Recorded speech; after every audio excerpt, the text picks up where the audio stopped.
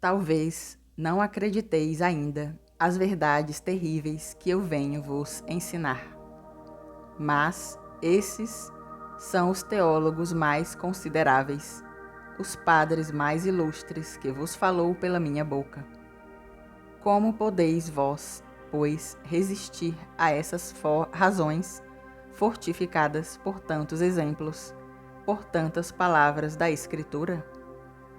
Se, malgrado isso, vós hesiteis ainda, e se vosso espírito pende para a opinião oposta, essa só consideração não é suficiente para vos fazer tremer? Vós fazeis ver por isso que vós haveis pouca preocupação com a vossa salvação. Nesse negócio importante, um homem de bom senso é mais atacado, pelo menos dúvida de perigo que ele corre, pela evidência de uma ruína completa em seus outros negócios, onde a alma não é, pois, interessada. Também um de nossos religiosos, o bem-aventurado Gile, tinha costume de dizer que se um só homem devia se condenar, ele teria feito todo o possível para assegurar que não seria ele. Que devemos nós, pois, fazer? Nós que sabemos que, não somente entre todos os homens, mas ainda entre os católicos, a maior parte será condenada? O que devemos nós fazer? Tomar a resolução de pertencer ao pequeno número daqueles que se salvam. Se o Cristo, dizeis vós, queria me condenar, porque ele me colocou no mundo? Cale a boca, língua temerária. Deus não criou ninguém, nem mesmo os turcos, para os condenar. Mas quem quer que se condena porque ele bem quis. Eu quero, pois, empreender agora a defesa da bondade de meu Deus e de a vingar de toda blasfêmia. Esse será o tema do segundo ponto. Antes de ir mais longe, recolhei de um lado todos os livros e todas as heresias de Lutero e de Calvino, e do outro os livros das heresias dos pelagianos, dos semi-pelagianos, e colocai no fogo. Uns destroem a graça, outros a liberdade, e todos são cheios de erros. Jogai-os, pois, ao fogo. Todos os reprovados trazem gravados em suas frontes o oráculo do profeta Oséias. Tua perda vem de ti, a fim de que eles possam compreender que quem quer que se condena por sua própria malícia e porque ele quer se condenar. Peguemos em primeiro lugar, por base, essas duas verdades incontestáveis. Deus quer que todos os homens se salvem. Todos têm necessidade da graça de Deus.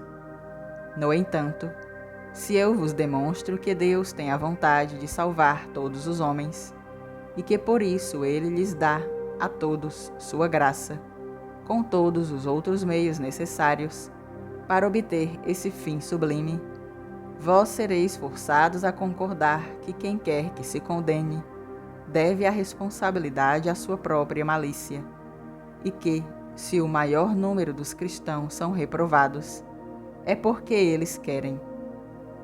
Tua perda vem de ti, em mim está somente o seu seguro. Que Deus tenha verdadeiramente vontade de salvar todos os homens. Ele nos declara em 100 lugares dos livros santos: eu não quero a morte do pecador, mas antes que ele se converta e que ele viva. Eu vivo, diz o Senhor. Eu não quero a morte do ímpio. Convertei-vos e vivei. Quando alguém deseja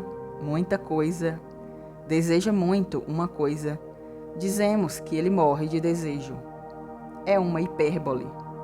Mas Deus quis e quer ainda tão fortemente a nossa salvação, que ele por ela morreu de desejo, e ele sofreu a morte para nos dar a vida.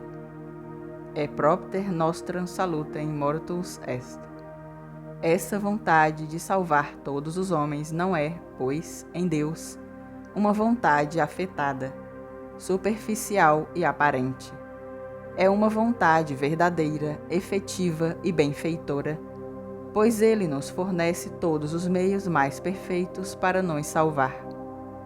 Ele nos dá, não para que eles não tenham então seu efeito, ou porque Ele quer que eles não tenham, mas Ele nos dá com uma vontade sincera, com a intenção de que elas obtenham seus efeitos. E se eles não o obtêm, Ele se mostra aflito e ofendido. Ele ordena aos reprovados a que eles mesmos empreguem a obra de sua salvação. Ele para isso os exorta, para isso os obriga. E se eles não fazem, eles pecam. Eles podem, pois, o fazer e assim se salvarem. Bem mais, Deus, vendo que, sem sua ajuda, nós não poderíamos mesmo nos servir de sua graça, nos dá outros socorros. Se eles ficam algumas vezes ineficazes, a culpa disso é nossa, porque com esses mesmos socorros, em acto primo, como dizem os teólogos, com esses mesmos socorros no qual um o abusa e com os quais ele se condena, um outro pode fazer o bem e se salvar. Ele o poderia mesmo com socorros menos poderosos. Sim, pode acontecer que um abuse de uma graça maior e se perca, enquanto outro que coopera com uma graça menor se salvem. Se, pois, alguém se afasta da justiça, santidade, explica Santo Agostinho, ele é arrebatado por seu livre arbítrio, incitado por sua concupiscência, enganado por sua própria persuasão. Mas, para aqueles que não escutam a teologia, aqui está o que eu tenho a dizer-lhes. Deus é tão bom que, quando ele vê um pecador correndo para sua perdição, ele corre atrás dele, chama-o, suplica-lhe e o acompanha até as portas do inferno. E o que não faz ele, então, para o converter? Ele envia-lhe boas inspirações, santos pensamentos, e se ele não aproveita, ele se zanga, se indigna e o persegue. Vai ele ferir-lhe? Não. Ele deixa isso de lado e o perdoa. Mas o pecador não se converte ainda. Deus envia-lhe uma doença mortal.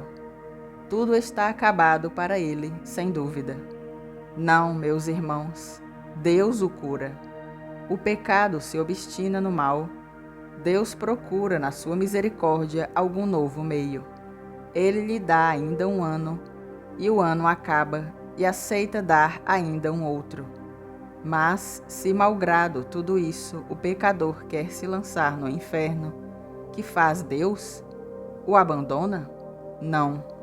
Ele o toma pela mão, e enquanto ele tem um pé no inferno e outro fora, ele o exorta ainda e suplica-lhe a não abusar de suas graças. No entanto, eu vos pergunto, se esse homem se condena, não é verdade que ele se condena contra a vontade de Deus e porque ele quer se condenar? Venham dizer-me agora, se Deus queria me condenar, por que colocou-me ele no mundo?